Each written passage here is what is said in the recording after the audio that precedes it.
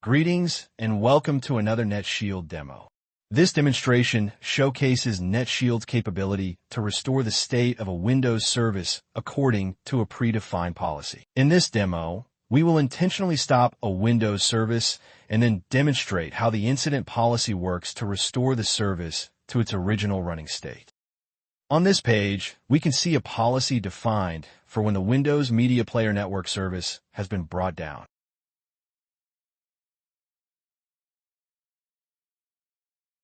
We can see again here the incident conditions for this event, as well as a restart service command as a responsive action. I'm going to navigate now to the list of services running on my endpoint, and I'm going to stop this service. The service has now been stopped. I'm going to navigate back to my NetShield dashboard. There, we can see a new log alert has been logged.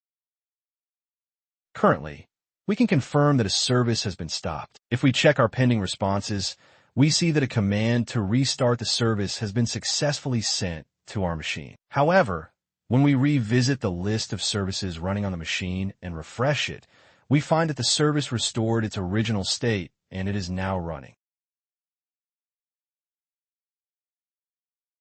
Thank you for watching our demo, and see you in the next demo.